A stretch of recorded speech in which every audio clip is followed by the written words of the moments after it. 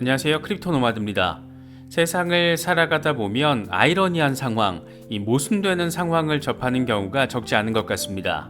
세기의 크립토 소송이라고 불리는 리플 소송을 바라보고 있으면 꽤나 큰 아이러니 상황을 느낄 수가 있는데, 다름 아닌 이번 소송에서 의미 있는 피날레 역할을 하고 있는 아미커스 브리프 상황이 그렇습니다. 코인베이스에 이어서 기관 두 곳이 추가로 아미커스 브리프를 신청했습니다. 일단 리플의 지원군이 확장된 것이어서 이 자체만으로도 의미 부여가 충분히 가능합니다. 새롭게 아미커스 브리프를 요청한 곳은 자칭 크립토 산업 리더들의 모임인 크립토 카운슬과 텍사스 휴스턴 기반의 사모펀드 기업 발힐 캐피탈이라는 곳입니다. 여기서 우리의 주목도를 이끌고 있는 곳은 크립토 카운슬이라는 곳입니다. 이곳의 멤버들 가운데는 안드레센 호로위츠, A16G와 일렉트릭 캐피탈 이런 기관들이 포함되어 있는데, 지금 안드레센 호로위츠에서 고문 파트너로 일하고 있는 게 윌리엄 힌먼, 이 미친 인간이고, 일렉트릭 캐피탈에서 역시 고문으로 일하고 있는 게 퇴임 하루 전에 리플을 상대로 소송을 내고 나서 전격적으로 톡낀 제이 클레이튼 당시 위원장입니다. 이것이야말로 진정한 인생의 아이러니가 아닐까 그런 생각이 드는 부분입니다. 중국이 과연 비트코인 등 암호화폐를 허용할지는 지금 시장에서 주목하고 있는 초미의 관심사 중에서도 초미의 관심사라고 할 수가 있습니다. 그만큼 어마어마한 파급력을 몰고 올 수 있기 때문인데, 최근 홍콩 정부가 암호화폐 거래소에서 개인 투자자의 투자를 허용할 예정이다, 이거 검토하겠다, 이렇게 소식이 전해져서 상당한 주목을 받았었습니다. 그런데 이번에는 암호화폐 ETF 승인을 검토하고 있다, 이런 소식이 더해졌습니다.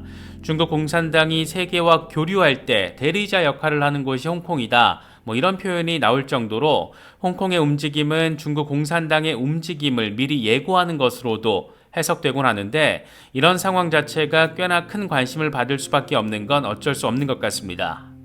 이번 영상에서는 계속해서 잇따르고 있는 리플에 대한 업계 전반의 지지와 관련된 부분들 먼저 짚어본 뒤에 홍콩 당국이 보여주고 있는 암호화폐 업계에 대한 스탠스, 그리고 이를 통해서 바라볼 수 있는 중국 정부의 변화 가능성 등을 집중적으로 살펴보도록 하겠습니다.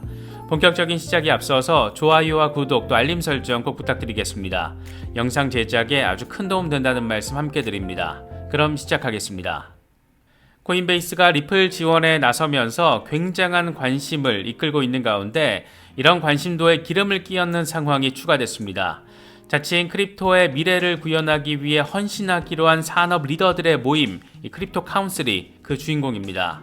일단 크립토 카운슬이라는 곳이 리플을 지원 사격하면서 주장하고 있는 내용들부터 하나씩 짚어보겠습니다. 이 단체는 우선 디지털 자산에 대한 SEC의 접근 방식은 이해관계자들의 공정한 고지를 박탈하고 신흥 디지털 기술에 대한 투자와 혁신을 위축시킬 위험이 있다라고 주장하고 있습니다. 그러면서 행정법 원칙들 가운데 새롭게 진화하는 기술에 대한 규제와 관련해서는 공정한 고지를 요구한다. 이를 통해서 개인이든 기관이든 그 행위가 불법인지 여부를 사전에 고지받을 수 있고, 이런 방식의 규제는 우리 사법 시스템의 기본 원칙으로 깔려 있다라고 강조했습니다. 이건 SEC가 리플을 상대로 공정한 고지를 제대로 하지 않았다라는 점을 비판하고 있는 것으로, 앞서 코인베이스 역시 이 부분을 파고 들어가면서 SEC의 규제 방식을 정면 비판했습니다. 이들은 그러면서 SEC의 이 같은 규제 위주의 접근 방식은 불확실성을 만들어낼 수 있고, 이를 통해 혁신과 투자를 어렵게 만들 수 있다. 심지어 일부 SEC 위원들조차 결과적인 규제는 피해야 한다라고 요구하고 있는 상황이고, 여기에는 헤스터 피어스, 엘라드 로이즈먼 등이 포함된다라고 설명했습니다. CFTC와 비교를 하면서 다른 규제기관들은 SEC와 달리 크립토 산업을 비증권으로 간주하면서 SEC와 긴장 관계를 보이기도 한다. 비트코인과 다른 가상화폐가 상품으로 정의할 수 있다라는 CFTC의 멘트는 대표적인 예다. 이런 점을 강조하기도 했습니다. 혁신을 저해하고 산업을 위축시키는 SEC의 접근 방식, 규제를 위한 규제, 이런 접근 방식을 아주 강하게 때리고 있는 겁니다. 이들은 그러면서 현행 증권법 규정은 기계적으로 XRP와 같은 디지털 자산에 적용할 수가 없다.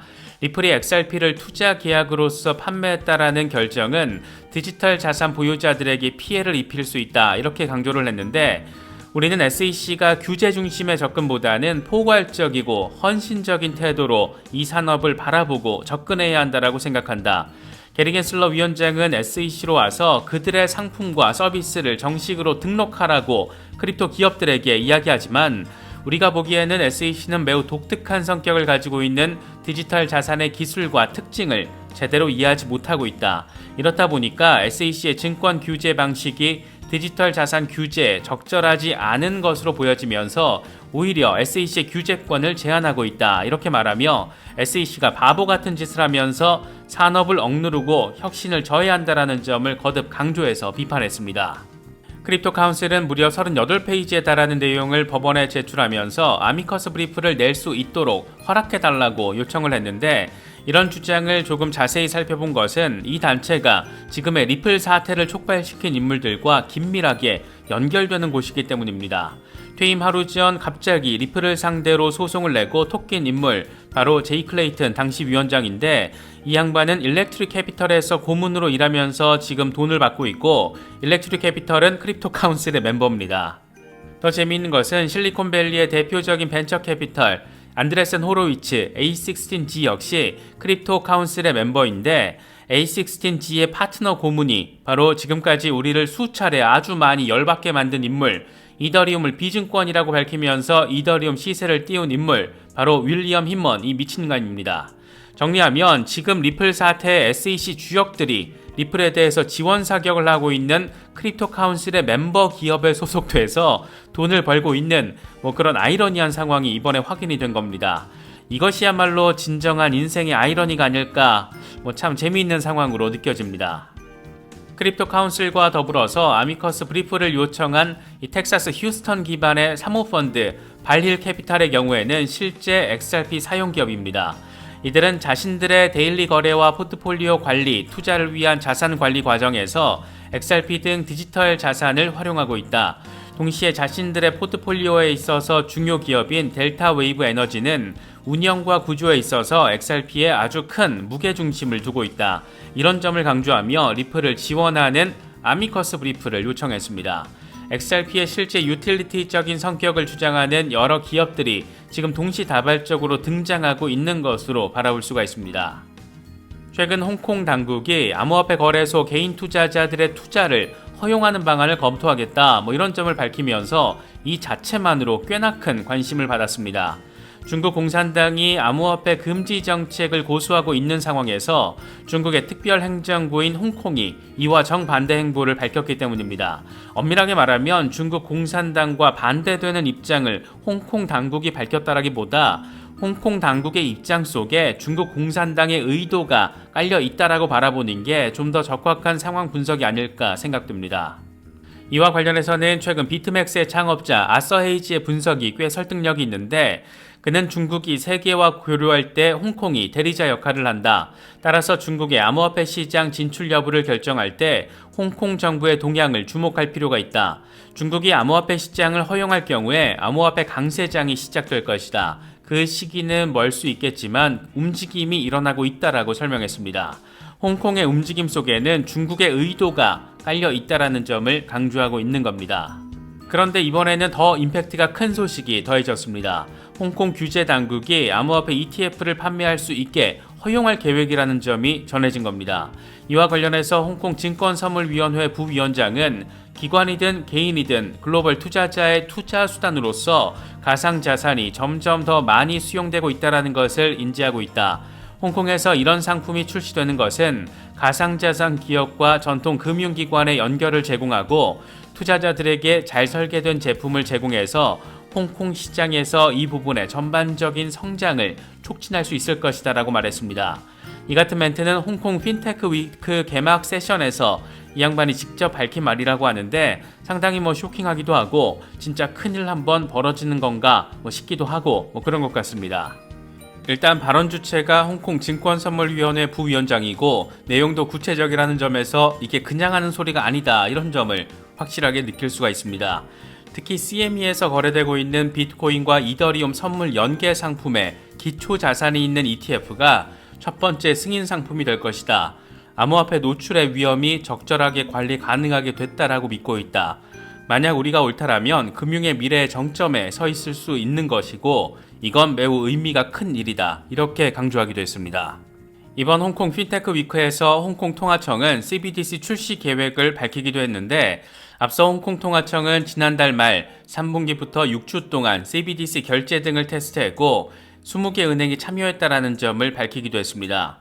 4개 지역 20개 은행 2,165만 달러 규모의 거래 내역 16건을 처리했다. 이런 점을 강조하며 이 프로젝트가 여러 국가의 CBDC를 사용해서 국경 간 실제 거래를 수행하는 최초의 프로젝트다. 이렇게 의미를 부여하기도 했습니다. 중국의 특별행정구역인 홍콩이 암호화폐 ETF 출시를 기정사실로 밝혔고 CBDC 테스트에 적극적으로 뛰어들고 있습니다. 잘 아시는 것처럼 중국은 CBDC와 관련해서는 국가 주도 아래 아주 선도적으로 시범 테스트를 전국에 걸쳐서 잘 진행하고 있는 곳이고 공산당 주도의 거대 블록체인 생태계를 2019년부터 구축해왔습니다. 에너지 이슈를 들어서 비트코인 금지 정책을 고수해왔던 중국이 홍콩을 필두로 암호화폐 거래와 상품 출시에 적극적으로 나서고 있는 건데 과연 중국 본토의 공산당이 앞으로 어떤 스탠스 변화를 보여줄지 아주 기대되는 부분입니다. 이번에 준비한 영상은 여기까지입니다. 영상이 도움이 되셨다면 좋아요와 구독 또 알림 설정 꼭 부탁드리겠습니다. 영상 제작에 아주 큰 도움 된다는 말씀 함께 드립니다. 언제나 성투하시기를 기원하겠습니다. 시청해주셔서 감사합니다. 지금까지 크립토 노마드였습니다.